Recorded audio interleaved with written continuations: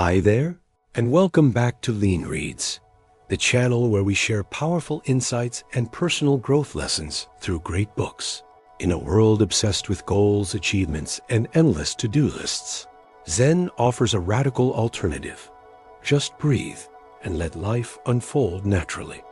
Alan Watts, The Way of Zen, takes us on a journey to rediscover the beauty of being present. If you enjoy what you hear and want to dive deeper, we've included a link to the book in the description below. Now, let's get started. The Way of Zen, 1957, is a timeless classic that explores the historical roots and essential principles of Zen Buddhism. In a world of constant change, where old rules often feel outdated the moment we learn them, Zen offers an alternative path. Its wisdom provides a way to find inner peace and joy amid the uncertainties and impermanence of modern life. Alan Watts was a writer, speaker, and philosopher who played a pivotal role in introducing Eastern spiritual traditions to the Western world. With a gift for translating profound concepts into clear and engaging language, Watts authored many influential works, including The Wisdom of Insecurity. His writings continue to inspire readers to embrace a deeper, more fluid way of experiencing reality. Today, the word Zen has entered everyday Western vocabulary, often associated with a vague sense of calm, peace, or simplicity.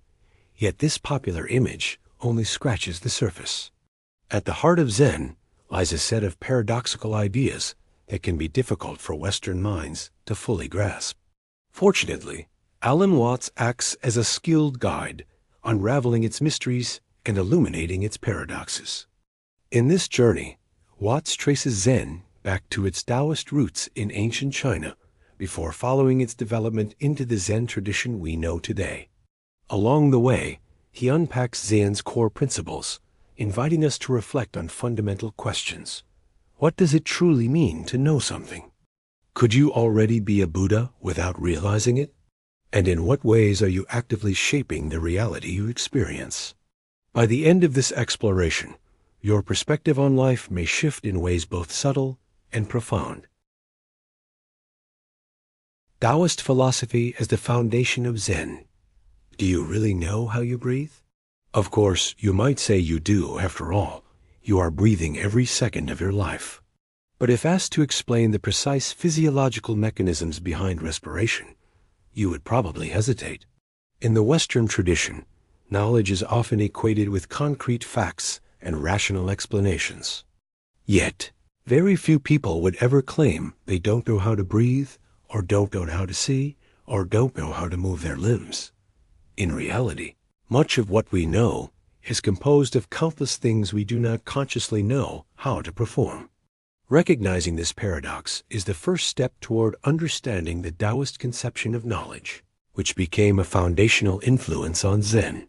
One of the earliest sources of Taoist thought is the I Ching, the Book of Changes, written sometime between 3000 and 1200 BCE. The I Ching offered a method of divination in which the fortune teller would see a hexagram in natural patterns and interpret its meaning according to the text, using it as guidance for future decisions. To modern sensibilities, making decisions through divination may seem irrational. Yet, is your rational decision-making process really that different? Can you ever be sure you've gathered enough information to make the right decision? To act with complete rationality would require endless time, by which point the opportunity to act may already have passed. Ultimately, most of our decisions come down to a felt sense of what is right. Good decisions flow from good intuition, what Taoists describe as acting in harmony with the Tao. When you are in tune with the Tao, your mind functions with clarity, and your intuition guides you most effectively. Just as you cannot force your taste buds to taste more accurately, you cannot force your intuition to work by sheer effort. Instead, you must trust it to function naturally. This natural clarity, this trust in the innate intelligence of the mind, lies at the heart of Zen. But before we can dive deeper into Zen's essence, we must first turn to the other major source of its philosophy, Buddhism. Buddhism, as the larger framework of Zen legend, tells us that after 7 years of meditation and ascetic practices, the Buddha sat beneath a Bodhi tree. He had exhausted every form of physical discipline and deprivation, but had yet to discover the true self. Finally, he abandoned extreme asceticism, accepted a nourishing meal, and continued to meditate. In a moment of sudden awakening, he realized a profound truth. The harder humans strive to grasp life, the more it slips away. This moment of spontaneous enlightenment became a cornerstone of Zen. The Buddha lived in India during the Thean, 5th and 4th centuries BCE, but the earliest. Buddhist scriptures, the Pali Canon, were not written down until about 400 years after his lifetime. For centuries, his teachings were preserved through oral tradition, which makes reconstructing his exact words difficult. Yet the core ideas still shine through. Central to Indian thought at the time was the idea of Atmayana, the sacrifice of the divine self. In this cosmology, God dispersed himself into countless fragments when creating the world. Every living being carries a spark of the divine, and the ultimate purpose of life is to reunite with that wholeness. In Buddhism, to understand the self is to recognize its true origin in the divine. This requires detachment from all forms of identification. You are not your body, your thoughts, or your emotions. Nor are you defined by social roles such as parent, doctor, or friend. What stands out in Buddhism is its emphasis on negative knowledge understanding what you are, not rather than clinging to definitions of what you are. For Western minds accustomed to clear categories and definitions, this can be disorienting. Yet life is rarely so neatly divided. Take, for example, World War I history books say it began on August 4, 1914. But was that truly its beginning? A historian could argue that the roots of the war stretched far earlier, in alliances, tensions, and conflicts decades before the official outbreak. In this way, the divisions we impose on reality dates, labels, categories are artificial. Buddhists call this Maya or illusion. The ultimate aim of life, then, is to free oneself from these illusions and experience reality as it truly is. Mahayana Buddhism and the psychological questions left unanswered. When asked about the nature of the self or the origin of the universe, the Buddha often gave no direct answer. His teaching was primarily concerned with liberation, not metaphysical speculation. Yet some followers, who later developed what became Mahayana Buddhism, were not satisfied with his silence. They sought not only liberation, but also a deeper understanding of human psychology. In this way, Mahayana Buddhism provided solutions to the psychological questions that early Buddhism left unresolved. Mahayana Buddhism began to diverge from traditional Buddhism between the 3rd and 1st centuries BCE. In many respects, it was a response to the desire for a more immediate path to enlightenment, one achievable within this very life, rather than after countless rebirths. Mahayana envisioned enlightenment as accessible to everyone. But easier did not mean easy. Its logic required a profound shift in perspective. The key idea is this: grasping reality is impossible. And if reality itself cannot be grasped, then neither can enlightenment. To treat enlightenment as something to be obtained is already a contradiction. Since reality is an illusion, Maya, then the self must also be an illusion. From this follows the startling conclusion: if there is no real self to attain enlightenment, then in truth, we are already enlightened. Enlightenment is not something to be gained, but something never lost. At this point, you might think, so I should simply stop trying to reach enlightenment. But even that thought traps you in a paradox.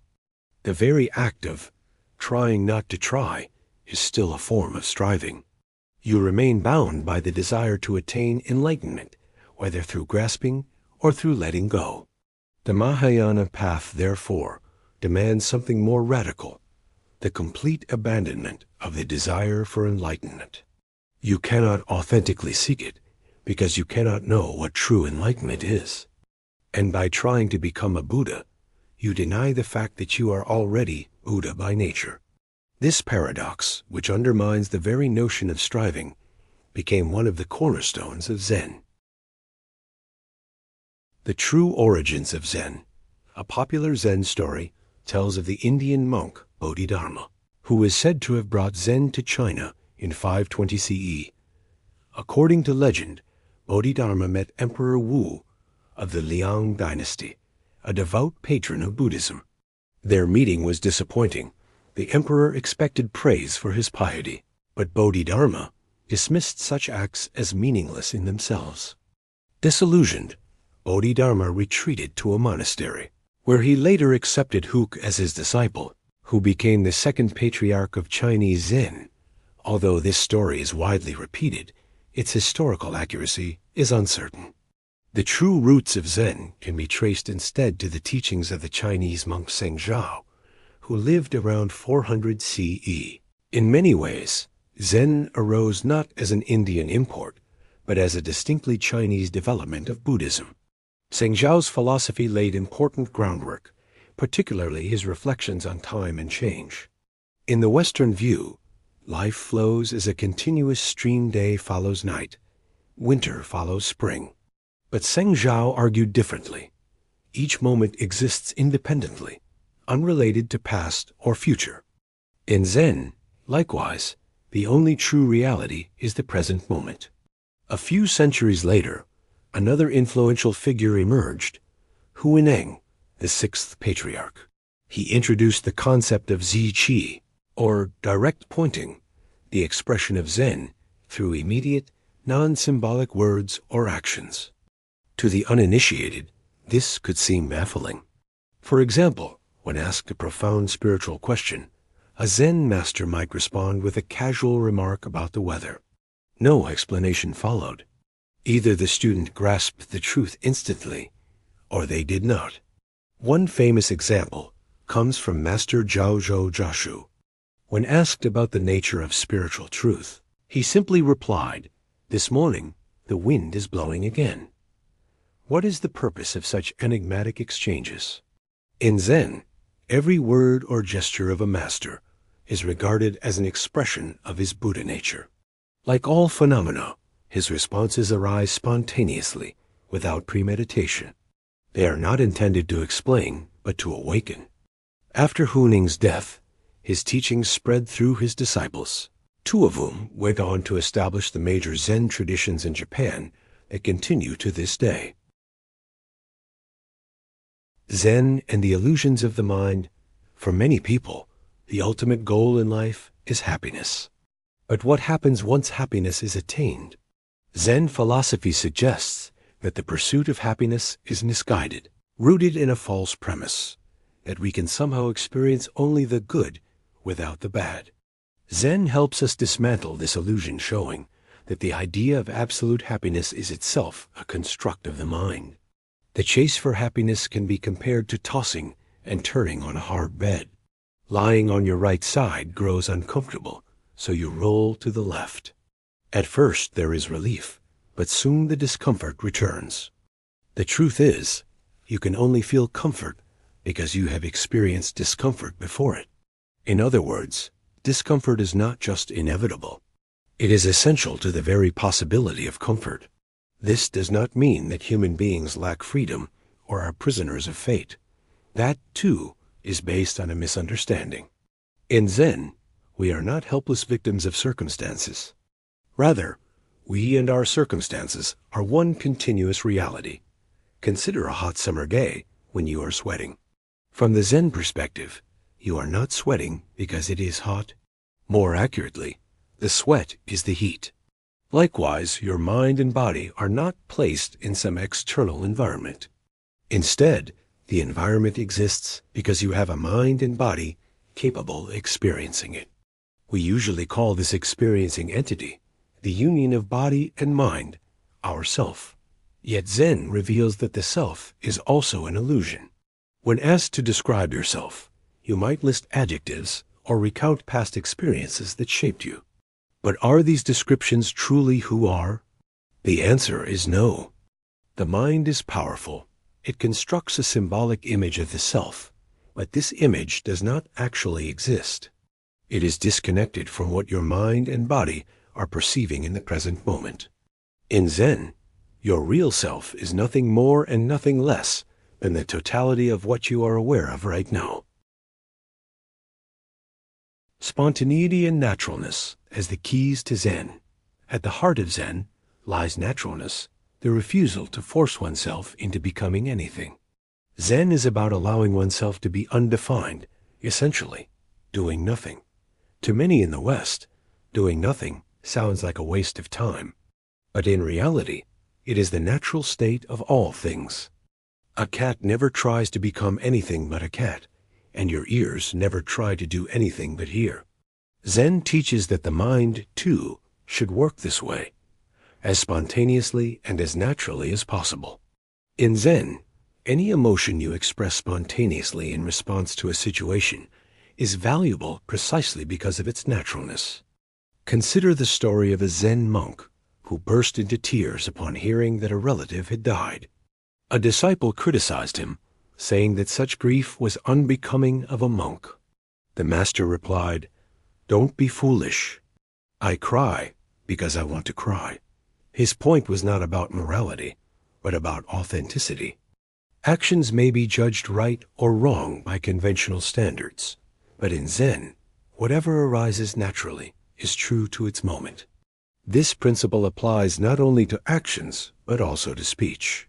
For instance, when the Zen master Yunmen was asked about the ultimate secret of Buddhism, he simply replied, "A dumpling." His mind responded spontaneously, and in that moment, his one word revealed a hidden truth, though it might baffle the ordinary listener.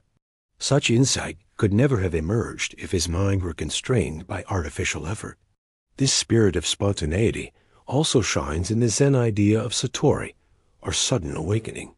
Satori is not full enlightenment, but a flash of insight. It might be a profound realization of Buddhist principles, or something as ordinary as suddenly remembering a long-forgotten name. While Zen emphasizes spontaneity, it does not promote recklessness. Instead, it is about removing mental barriers so that the mind can act with freedom and naturalness. Spontaneity, in Zen, is the expression of a mind unburdened, an authenticity that reveals reality as it is. Zen is sitting and seeing the world as it is. When you sit in meditation, what is your goal? Perhaps you think it is to clear the mind, or to achieve some vague form of understanding. Yet in Zen, any goal attached to meditation is already a mistake. In Taoism or traditional Buddhism, the purpose of meditation is often described as emptying consciousness or purifying the mind. But in Zen, our true nature is already pure. It is already Buddha nature. To try to purify the mind is to pollute it with the very desire to do so. Zen practice, at its heart, is simply sitting and observing the world as it is. Zazen, or seated meditation, may not have been central to the earliest Zen thinkers, but it has become essential in modern Zen communities. The practice is not about creating a new state of mind, but about being present with reality itself. After all, the world does not exist only when you are busy thinking or acting within it. Think of your mind as a muddy river. The more you rush through life, the murkier it becomes. But what happens when the water is left still? Slowly, the mud settles and clarity emerges. Meditation works in the same way. By letting the mind rest, it naturally becomes clear. Importantly, Zazen is not about deliberately avoiding thought or fixating on your breath. To force such effort is counterproductive. Instead, it is a quiet awareness of whatever is happening here and now. You and the world are not two separate entities. You sit without purpose, simply observing. For Zen practitioners, if Zazen has any goal, it is to sharpen the mind so that it can engage with Kohn's paradoxical riddles that have no official answers. As students advance, they are given increasingly difficult koans to solve.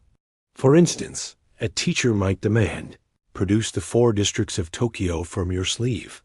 One possible answer could be tearing a tissue into 4 pieces.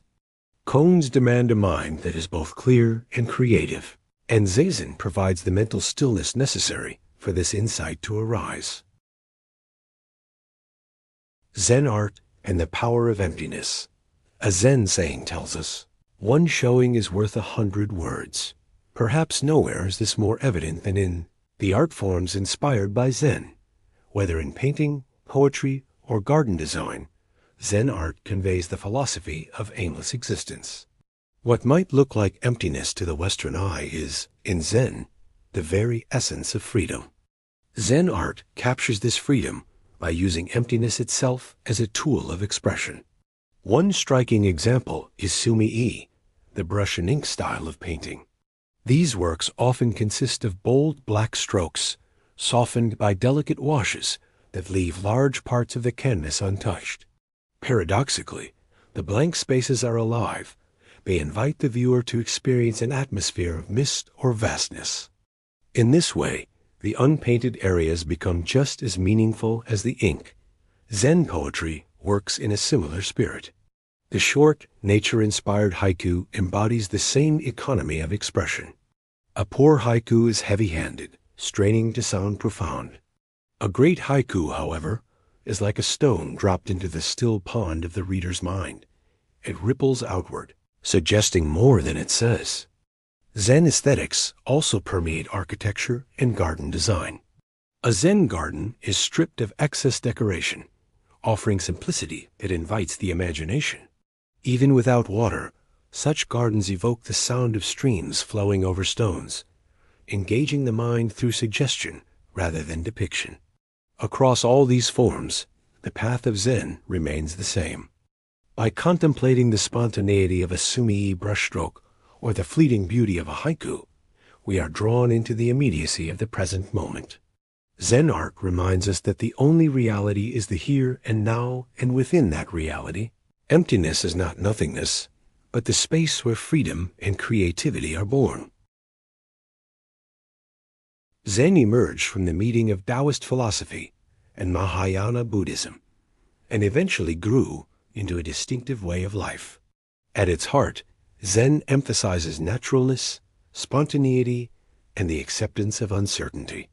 By understanding Zen, you can free yourself from illusions and false premises that obscure reality and discover that true reality is nothing other than the present moment.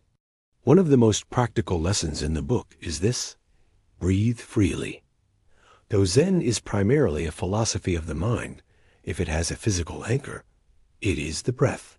To breathe like a Zen practitioner, imagine your body weighed down by a great leaden ball, pressing from chest to belly and emptying you of air. Then allow the next breath to flow in and out naturally, as a simple reflex. Yet, as with all aspects of Zen, you should not strain to master this technique. Instead, simply observe your breath as it comes and goes, letting it unfold in its own rhythm. Ultimately, Zen is not about acquiring something new, but about stripping away illusions until only the immediacy of the present remains. To live in Zen is to breathe, act, and be, without forcing, without clinging, and without fear. Reading The Way of Zen by Alan Watts felt less like studying a philosophy book and more like being gently guided into a different way of seeing life. Instead of presenting Zen as something distant, mystical, or overly complicated, Watts shows us that it is already woven into the fabric of our everyday existence. Zen is not about chasing enlightenment as a prize, but about realizing that enlightenment is present in the very act of living. What struck me most was the idea of spontaneity and naturalness. In a world where we are constantly pressured to achieve, to control, and to plan, Zen reminds us that there is wisdom in letting go. Watching a flower bloom or hearing the sound of the wind does not require analysis. It simply is, and so are we. The invitation of Zen is to live with the same ease, to stop clinging to illusions of control, and to rediscover the freedom of being fully present. This book also deepened my appreciation for the small, ordinary moments breathing. sitting, walking, or even enjoying a cup of tea. Instead of being stepping stones to some future goal, these moments are life itself. Zen teaches us that by embracing the here and now, we find peace not in escaping the chaos of the world, but in flowing naturally within it.